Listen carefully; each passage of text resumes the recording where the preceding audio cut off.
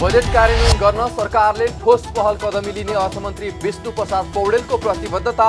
बजेटले मौद्रिक नीति र व्यवस्थापनलाई असर पार्ने राष्ट्र बैंकको चिन्ता। स्वास्थ्य सेवा कार्यक्रम मार्फत सबै खाले स्वास्थ्य सेवा निशुल्क गराउने स्वास्थ्य मन्त्रीको घोषणा। महामारीको मौका छोपी बढी शुल्क लिने निजी अस्पताललाई कारबाही गर्ने चेतावनी। र खाद्यान्न लगायतमा छुट पाउने भएपछि साल ट्रेडिङको बिक्री कक्षहरूमा उपभोक्ताको भिडले कोरोनाको जोखिम बढेसँगै भोलिबाट 2 घण्टा मात्रै खोल्ने निर्णय। हामी छौं पल पल तपाईसँग,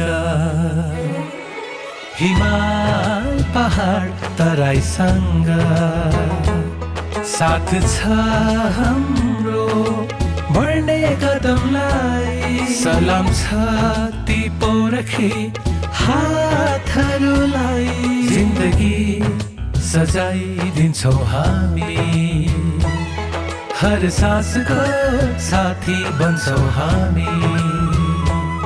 सुरक्षा अनि समृद्धि प्राण छ हाम्रो, हर आफू पनि बचौं, अरूलाई पनि बचाऊ। आजै नेपाल लाइफमा जीवन बिमा गरौँ। हामी हौं नेपाल लाइफ। नेपाल लाइफ, किनकि जीवन अमूल्य छ।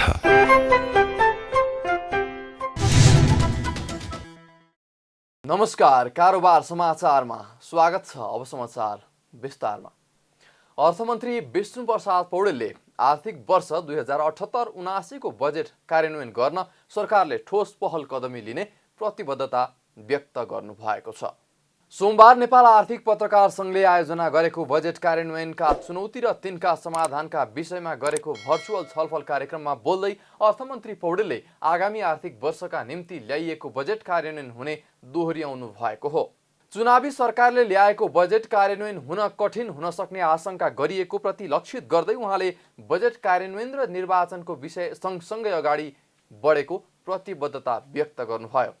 जहाँसम्म निर्वाचन हुँदैछ भनेर बजेट निर्माण नगर्ने, बजेट कार्यान्वयनका निम्ति पहल नगर्ने भन्ने कुरा हुन सक्दैन।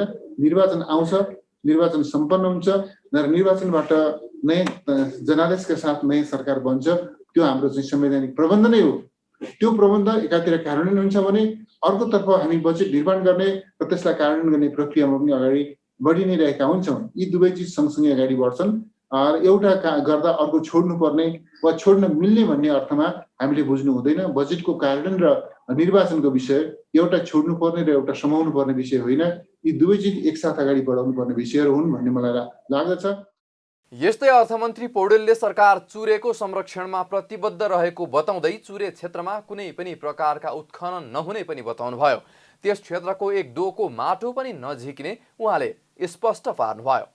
चुरे वास्तवमा हाम्रो के भनेदेखि नेपालको भौगोलिक अवस्थितिलाई विश्लेषण गर्दा पहाडहरू मध्ये कान्छो पहाड मानिन्छ, संसारकै कान्छो पहाड मानिन्छ। त्यसले गर्दा चुरेको संरक्षण हाम्रा निमित्त, हाम्रो नेपाल र नेपालीको सुन्दर भविष्यका निमित्त, खास गरी तराई भित्री मधेस को मात्रै होइन, सिङ्गो राष्ट्रकै के भनेदेखि भविष्यका निमित्त चुरेको संरक्षण सर्वाधिक महत्त्वपूर्ण विषय हो। त्यसकारणले सरकारले चुरे क्षेत्रमा हामीले चाहिँ कुनै पनि प्रकारले त्यहाँ चाहिँ उत्खननका कामहरू नगर्ने, त्यहाँबाट माटो, ढुङ्गा, गिटी, बालुवा कुनै पनि चिजहरू त्यहाँबाट उत्खनन गर्ने र निकाल्ने काम नगर्ने, चुरे क्षेत्रको सम्पूर्ण रूपमा संरक्षण गर्ने। कार्यक्रममा नेपाल राष्ट्र बैंकका गभर्नर महाप्रसाद अधिकारीले आगामी आर्थिक वर्षका लागि तय गरिएका विभिन्न कार्यक्रमहरूले मौद्रिक नीति र मौद्रिक व्यवस्थापनलाई असर पार्ने बताउँदै त्यसले चुनौती सिर्जना गर्ने बताउनु भएको छ। अर्थ मन्त्रालयले बजेट कार्यान्वयनका निम्ति विभिन्न स्टेक होल्डरहरूसँग छलफल प्रारम्भ गरिसकेको बताउँदै राष्ट्र बैंकले पनि वित्तीय क्षेत्रले गर्ने काम प्रभावकारी बनाएर लाने सन्दर्भमा टास्क फोर्स गठन गरेर काम सुरु गरिसकेको पनि उहाँले बताउनु भयो। कोभिडले जुन खालको जना र जीविकालाई असर पारिरहेछ त्यसलाई कसरी सुधार गर्न सकिन्छ भनेर स्वास्थ्यको सन्दर्भमा, जीवन रक्षाको सन्दर्भमा सोचेर बजेट आएको छ। सँगसँगै आर्थिक रूपमा कोभिडले पारेको असरलाई कसरी पुनरुत्थान गर्न सकिन्छ भनेर इमानदारीका साथ बजेट आएको छ। अब यसलाई कार्यान्वयन गर्ने सिलसिलामा चाहिँ नेपाल सरकार अर्थ मन्त्रालयले मैले बुझेसम्म 15 गते बजेट आयो, 16 गतेदेखि नै सबै खालका स्टेक होल्डर, सबै कार्यान्वयन गर्नुपर्ने सम्बन्धित मन्त्रालयहरू, इभन मन्त्रालयलाई लिड गर्नुहुने मान्य मन्त्रीज्यूहरू सहितको छलफल मन्त्रालयले सुरु गरिसकेका छ। त्यसै गरी नेपाल राष्ट्र ब्याङ्कको पार्टबाट हामीले छुट्टै टास्क फोर्स बनाएका छौँ। बजेटले तोकेका वित्तीय क्षेत्रले गर्नुपर्ने समग्रमा गरिनुपर्ने कामहरूलाई कसरी हामी कार्यान्वयन गर्दै लैजान्छौँ भन्ने सन्दर्भमा त्यो टास्क फोर्सले काम सुरु गरेका छ। यता पूर्व अर्थ सचिव शान्त राज सुवेदीले आगामी आर्थिक वर्षमा स्रोत व्यवस्थापनमा चुनौती रहेको बताउनुभयो। वैदेशिक सहायता परिचालनमा पनि गाह्रो हुने उहाँको भनाइ छ। आयोजना कार्यान्वयनको समस्या तथा सुशासनको पनि चुनौती हुन सक्ने उहाँले औल्याउनुभयो। यस्ता समस्यालाई बेलैमा सम्बोधन गर्न नसके बजेट कार्यान्वयन हुन गाह्रो हुने उहाँको भनाइ छ। सबैको साङ्गोपाङ्गो भनेको समस्याको चुनौती भनेको हाम्रो सुशासन। अब निर्वाचन आउँदैछ, अब राजनैतिक पार्टीहरू असाध्यै भल्नरेबल अवस्थामा छन्। अब चाहिँ कार्यक्रम कार्यान्वयन गर्नलाई गाह्रो पनि छ। ल एन्ड अर्डर गाह्रो छ। तपाईँको आयोजनामा जानुस्, आयोजना कार्यान्वयन गर्न थाल्नुस्, त्यो आयोजना कार्यान्वयन गर्ने बेलामा अब समस्या हुन्छ। अब निर्माण सामग्री अहिले चुनौतीको रूपमा रहेको छ, अहिले ठुलो इस्यु भएको छ। यस्ता समस्याहरू यो अहिले आउने बजेटमा पनि मैले देख्छु र त्यो समस्यालाई बेलैमा सम्बोधन गर्ने किसिमले गइएन भने बजेट कार्यान्वयनमा गाह्रो हुन्छ जस्तो मलाई लाग्छ। कार्यक्रममा निजी क्षेत्रका प्रतिनिधिहरूले बजेट कार्यान्वयनको अवस्थाको मासिक रूपमा समीक्षा गर्न र आवश्यकता अनुसार पृष्ठपोषण प्रदान गर्न सरकार र निजी क्षेत्र सम्मिलित समिति बनाउनु पर्ने सुझाव दिएका छन्। यस्तै कोभिड-19 विरुद्धको खोप नलगाएसम्म अर्थतन्त्र चलायमान हुन नसक्ने भन्दै उहाँहरूले अर्थतन्त्र चलायमान गराउनको निम्ति सबैलाई कोभिड-19 विरुद्धको खोप उपलब्ध गराउनु पर्नेमा जोड पनि दिनुभएको छ। साथै बैंकको तरलता मेन्टेन गर्न सकेमा बजेटको लक्ष्य प्राप्तिमा सहयोग पुग्ने धारणा समेत व्यक्त गरेका छन्। निवर्तमान भूमि व्यवस्था सहकारी तथा गरिबी निवारण मन्त्री डाक्टर शिवमाया तुम्बा हाम्फेले आफ्नो कार्यकालमा व्यक्तिले आफ्नो नाममा लगेका सरकारी जग्गाहरू सरकारको नाममा फिर्ता गर्न सफल भएको बताउनु भएको छ। मन्त्री तुम्बा हाम्फेले आफ्नो कार्यकालमा व्यक्तिले दूषित मनसायका साथ आफ्नो नाममा दर्ता गरेर लगेको जग्गालाई फिर्ता गर्ने लक्ष्य लिएको भन्दै त्यस्ता जग्गाहरू फिर्ता लिने काम प्रारम्भ गरेको बताउनु भएको हो। उहाँले सुनसरीमा 179 बिघा जग्गा नेपाल सरकारको नाममा ल्याइसकिएको र काठमाडौँमा पनि अतिक्रमण भएको जग्गा फिर्ता लिने काम पनि अन्तिम चरणमा पुगेको बताउनु भयो। सरकारी जग्गा व्यक्तिले दूषित मनसाका साथ दर्ता गरेर लिएर भोग चलनमा ल्याएका जग्गाहरू थियो, त्यो जग्गालाई सरकारीकरण गर्ने अथवा सरकारको नाममा ल्याउने भन्ने खालको मेरो एउटा लक्ष्य थियो। त्यसको पनि कार्य प्रारम्भ गरिसकेको अवस्था थियो र केही जग्गाहरू सरकारको नाममा ल्याउने काम पनि सम्पन्न भएको थियो। यही सन्दर्भमा सुनसरी जिल्लाको सरदू जलाधारमा जुन एउटा भूमाफियाले र सम्बन्धित जो व्यक्तिहरू चाहिँ त्यो जग्गा धनी थिए पहिले जति बेला, ती व्यक्तिहरूले सट्टा भर्ना पाएर उनीहरू मोरङ जिल्लामा गइसके पछाडि पनि दाखा नगरेको कारणले गर्दा ती व्यक्तिहरूको साथ लागेर भूमाफियाहरू अगाडि बढेर त्यो जग्गाहरू हडपेर भोग चलनमा ल्याएको अवस्था थियो। त्यसलाई पनि हामीले छानबिन गरेर जम्मा 348 बिघा मध्ये हामीले 179 बिघा चाहिँ नेपाल सरकारको नाममा ल्याउने कामहरू सक्यौँ र केही कामहरू अझै हुँदै थियो। सरकारको जुन दूषित मनसाका साथ व्यक्तिले अतिक्रमण गरेर लगेका जग्गाहरूको हकमा पनि केही जग्गाहरू सरकारको नाममा हामीले ल्याउने काम चाहिँ सकेका छौँ र अझै पनि छानबिन हुँदैछ। त्यसैले अब नयाँ आउनुहुने हाम्रो भूमि मन्त्रीज्यूले उहाँले पनि मैले यो सरकारको नाममा भएको जग्गा जसले अतिक्रमण गरेर लगेका छन् त्यो जग्गा चाहिँ मैले सरकारको नाममा ल्याउँछु भनेर उहाँले निर्णय गर्नुभएको छ भन्ने मैले सुनेको छु। निवर्तमान मन्त्री तुम्बा हाम्फेले आफ्नो कार्यकालमा जग्गा नाप जाँचको नयाँ लाइडर प्रविधि भित्रिएको र नारायणीदेखि पश्चिम महाकालीसम्मको भूभागमा नाप जाँच गरिसकेको जानकारी पनि दिनुभएको छ। मौसमले साथ दिए यसै आर्थिक वर्षभित्र डाटा प्रोसेसिङको काम सकेर त्यसको रिजल्ट निस्किन सक्ने पनि उहाँले बताउनुभयो। आगामी आर्थिक वर्षमा नारायणीदेखि मेचीसम्म नाप जाँचको काम हुने कार्यक्रम रहेको उहाँको भनाइ छ। एउटा प्रविधिको कुरा अघि मैले गरेँ, त्यो कुरा चाहिँ कार्यान्वयन भइसकेको छ। विभिन्न कार्यालयहरूमा त्यसलाई एप्लाई गर्दै जानुपर्ने अवस्था रहन्छ। र अब लाइडर प्रविधिको कुरा अघि पनि मैले बताएँ, त्यो प्रविधि अब मैले त्यहाँ के भनेको छु भने हाम्रो डाटा कलेक्सन गरिसके पछाडि त्यो प्रोसेसिङ नेपालमै गर्ने र नेपालमा प्रयोग गरिसके पछाडि त्यस्ता र मेटेरियल त्यो सम्बन्धित कम्पनी वा जो प्राविधिकहरू आछन् कसैले पनि हाम्रो डाटा लिएर जान नपाउने गरी सबै यहीँ छोडेर जानुपर्छ भन्ने कुरालाई मैले जोड दिएको छु। र हाम्रा कर्मचारी साथीहरूले त्यो कुरालाई ध्यान दिनुभएको छ र हामी यो गर्छौँ भनेर भन्नुभएको छ। किनकि हाम्रो डाटा कसैलाई अनाहकमा बाहिर दिनुहुन्न भन्ने खालकै कुरा हो र हाम्रो डाटा हामीसँग हुनुपर्छ। र त्यो कुनै पनि कम्पनी, कुनै पनि सरकारका विभिन्न निकायले त्यो डाटा मागेको खण्डमा सम्बन्धित नापी विभागसँग गएर उसँग कुरा गरिसके पछाडि मात्रै लिन सक्ने कानुनी प्रावधान पनि भएको कारणले गर्दा ती कुरा पनि मैले निर्देशन दिएको थिएँ। सम्भवतः यो कानुन त त्यो गर्नुपर्ने हुन्छ, त्यो काम त्यसरी नै हुन्छ जस्तो लाग्छ। उहाँले भूमि मन्त्रालय अन्तर्गत केही सेटिङको प्रयास हुने गरेको भन्दै त्यस्तो प्रकारको सेटिङ आफूले तोडेको समेत दावी गर्नुभएको छ। नवनियुक्त स्वास्थ्य तथा जनसङ्ख्या मन्त्री शेरबहादुर तामाङले प्रत्येक नागरिकलाई राज्यबाट आधारभूत स्वास्थ्य सेवा निशुल्क गर्ने घोषणा गर्नुभएको छ। नवनियुक्त मन्त्री तामाङले पदभार ग्रहण गर्नुभएको 2 दिनपछि सोमबार मन्त्रालयमा विशेष पत्रकार सम्मेलन आयोजना गरी स्वास्थ्य बीमाको माध्यमबाट सबैका लागि आधारभूत स्वास्थ्य सेवा निशुल्क गर्न अध्ययन सुरु गर्ने बताउनु भएको हो। उहाँले त्यसको लागि आफूले स्वास्थ्य बीमा कार्यक्रमको प्रभावकारी अध्ययन गर्ने र सम्भव हुने देखिए सबै किसिमको स्वास्थ्य सेवा निशुल्क गर्ने घोषणा गर्नुभयो। उहाँले कोरोना नियन्त्रण र रोकथामका साथै कोरोनाबाट नागरिकको ज्यान जोगाउने काम पहिलो प्राथमिकता हुने धारणा समेत राख्नुभयो।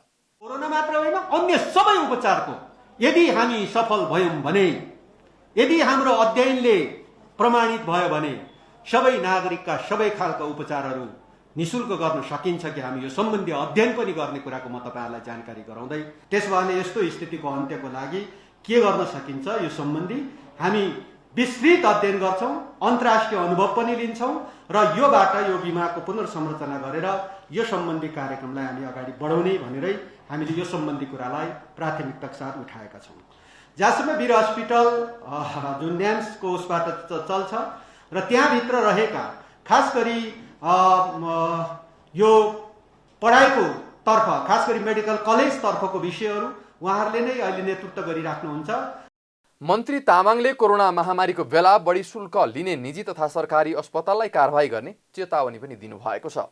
निजी अस्पतालहरूले सरकारले तोकेको मापदण्ड विपरीत बढी शुल्क लिने गरेको गुनासो आएसँगै मन्त्री तामाङले अनुगमनलाई तीव्रता दिने र बढी शुल्क लिएको भए कारवाही गर्ने बताउनुभयो।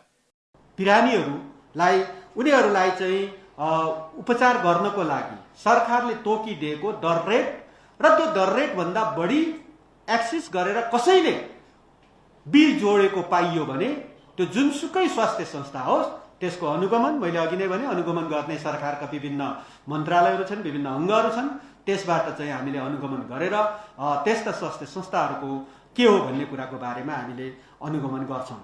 मन्त्री तामाङले स्वास्थ्य सेवा सुधारलाई प्रमुख प्राथमिकतामा राखेर काम गर्ने प्रतिबद्धता जनाउँदै आगामी आर्थिक वर्षदेखि 393 स्थानीय तहमा विद्यालय निर्माणको काम सुरु गर्ने पनि बताउनु भएको छ।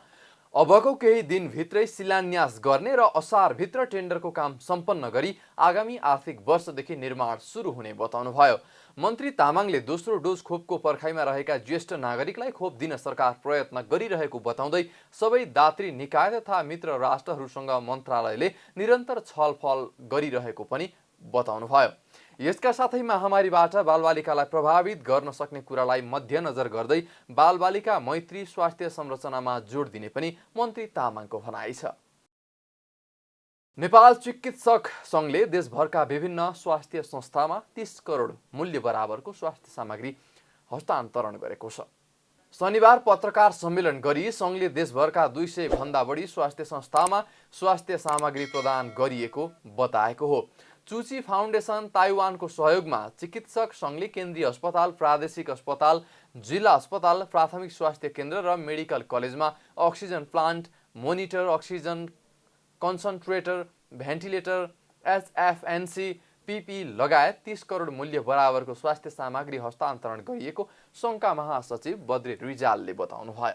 त्यसको पछिल्लो प्रयासका रूपमा ताइवान स्थित चुची फाउन्डेसनको सहयोगमा चिकित्सक सङ्घले केन्द्रीय अस्पताल, प्रादेशिक अस्पताल, जिल्ला अस्पताल एवं प्राथमिक स्वास्थ्य केन्द्र, मेडिकल कलेज लगायतमा स्वास्थ्य सामग्री उपलब्ध गराउन गइरहेको छ। Oxygen plant, monitor, oxygen concentrator, ventilator, high flow nasal cannula, PP लगायत रु 30 करोड मूल्य बराबरको स्वास्थ्य सामग्री सबै प्रदेश, अधिकांश स्थानीय, तराई, पहाड, हिमाली क्षेत्र, प्राथमिक स्वास्थ्य केन्द्रदेखि केन्द्रीय अस्पताल गरी मेडिकल कलेजसम्म, सुगमदेखि अति दुर्गमसम्म देशका 200 भन्दा बढी स्वास्थ्य संस्थामा उपलब्ध गराइनेछ। यी सामग्री मार्फत महामारीमा आम नागरिकमा स्वास्थ्य सेवा सुनिश्चितता एवं सेवा प्रवाहमा स्वास्थ्यकर्मीलाई सहजता हुने सङ्घले विश्वास लिएको छ। सङ्घले कोभिड-19 सङ्क्रमणको महामारीलाई मध्यनजर गर्दै आइसोलेसन सेन्टर, एम्बुलेन्स सेवा, कल सेन्टर, टेलिमेडिसिन सेवा र स्वास्थ्यकर्मीहरूलाई क्रिटिकल केयर सम्बन्धी तालिम लगायतको सेवा दिइरहेको पनि जनाएको छ। नेकपा माओवादी केन्द्रले सबै प्रदेशका लागि स्वास्थ्य सामग्री हस्तान्तरण गरेको छ।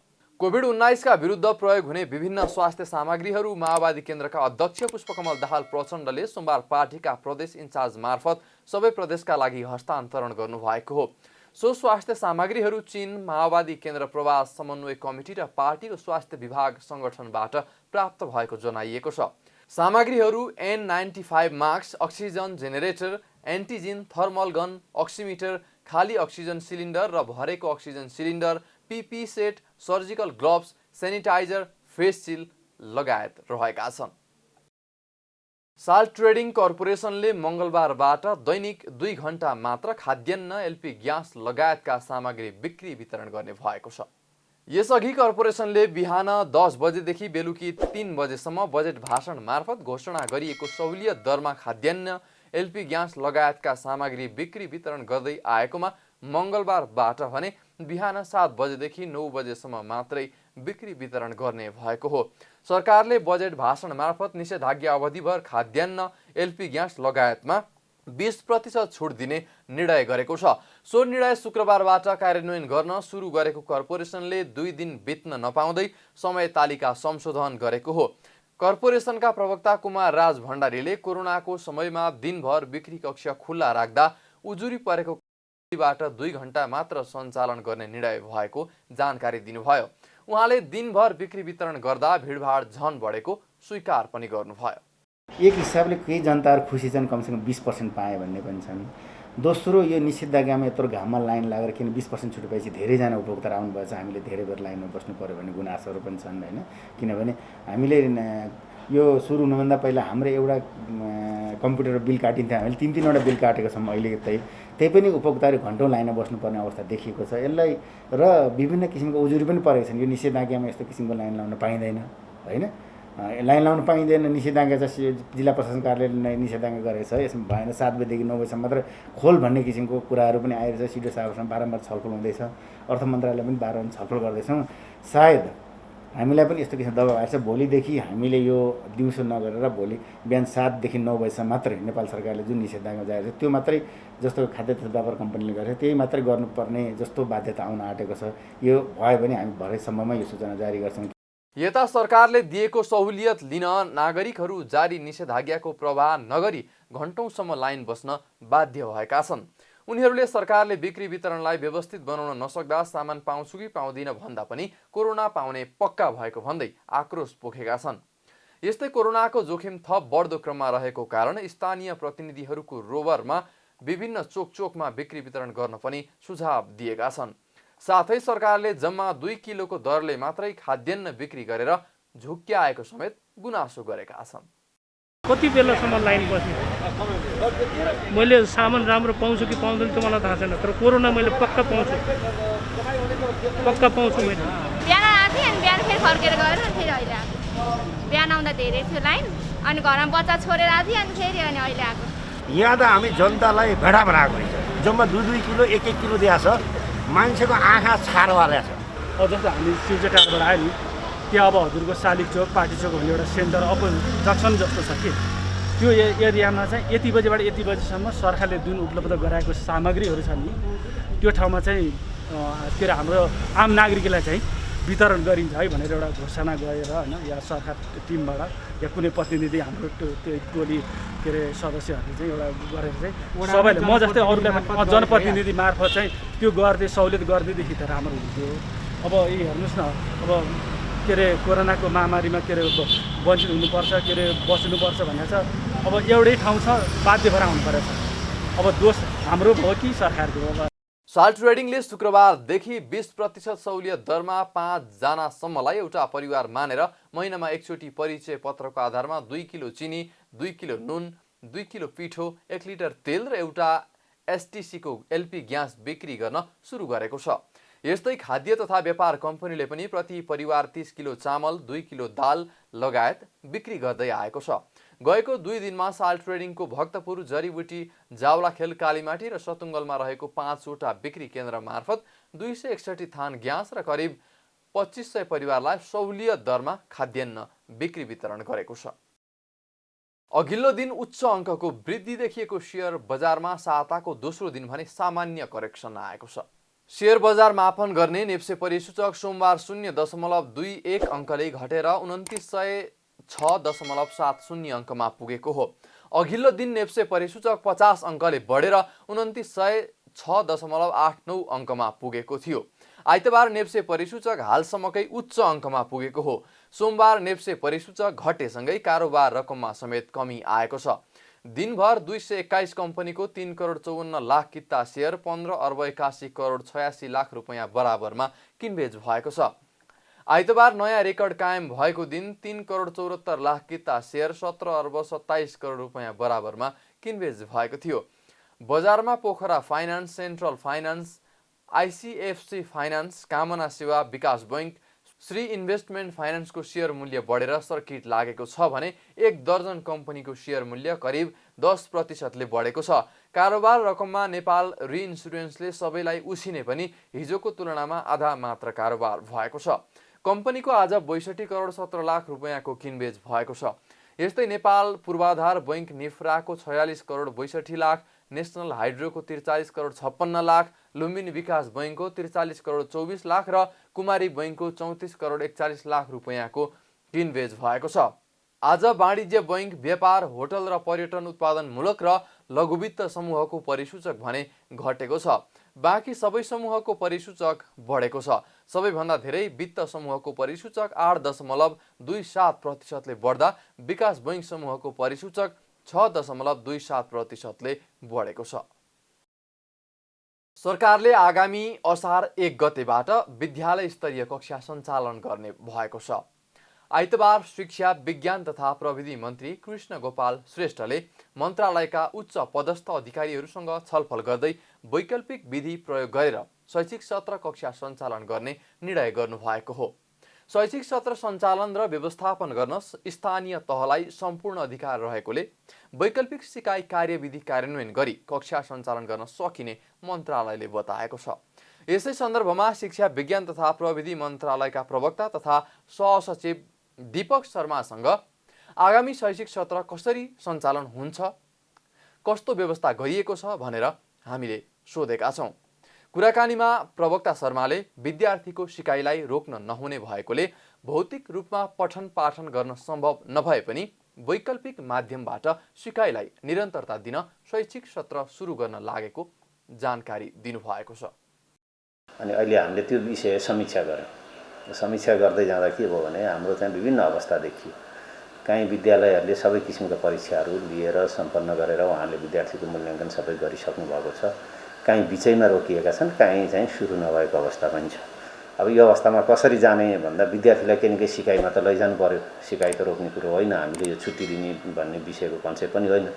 त्यसो भए हामीले अहिले भौतिक रूपमा कार्य गर्न नसक्ने, भौतिक रूपमा विद्यार्थीहरूलाई विद्यालयमा पठन पाठन गर्न नसक्ने भएपछि हामीले चाहिँ नि वैकल्पिक तरिकाको सिकाइलाई निरन्तरता दिनुपर्छ भन्ने कुराहरू भयो। वैकल्पिक सिकाइको निरन्तरता दिनको लागि अहिले जहाँ छ त्यहीँबाट जाने हो। तर त्यसमा हामीले के भन्यो भने अब चाहिँ नि शैक्षिक सत्रको पनि एउटा विषय त केही न केही हामीले बोल्नुपर्छ। हैन। त्यो चाहिँ के भने मैले अघि पनि भने 2 वर्षमा 2 शैक्षिक सत्र सक्ने गरी विद्यालयका आफ्ना केही फ्लेक्सिबिलिटीहरू हुन्छन् त्यसभित्र। तर हामीले चाहिँ नि अब त्यसो भएको हुनाले हामीले असार 1 गतेबाट नयाँ भर्नालाई लैजाने, विद्यालयमा एकचोटि भर्ना भइसकेको विद्यार्थी त भर्ना हुनु पर्दैन, ऊ आफै अध्ययन गर्छ। त्यसरी कक्षा 1 मा नयाँ विद्यार्थी भर्ना गर्ने विषय हुन्छ। त्यसपछि कक्षा जस्तो कुनै विद्यालयहरू निम्न माध्यमिकमा हुन्छ हामीले आधारभूत तहसम्म मात्रै हुन्छ हैन।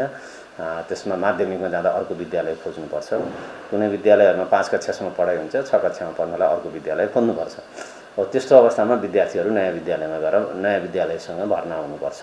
त्यसैले यो भर्नाको प्रक्रियाहरूलाई अगाडि लैजाने, त्यो पनि कसरी लैजाने भन्दा भौतिक रूपमा विद्यार्थीलाई नै बोलाएर होइन हैन, विभिन्न माध्यमबाट टेलिफोनबाट हुनसक्छ, अब अरू अनलाइन छ भने त्यसबाट हुनसक्छ, अथवा कुनै अभिभावकहरूले अथवा विद्यार्थीले अथवा त्यो टोलमा भएको शिक्षकले कुन विद्यार्थीहरू हाम्रो विद्यालयमा पढ्न आउँछन् भनेर एउटा चाहिँ भर्नालाई अभिलेखीकरण गर्ने भर्ना। कारोबार समाचारमा अब सुन चाँदी र विदेशी विनिमय दर सम्बन्धी जानकारी।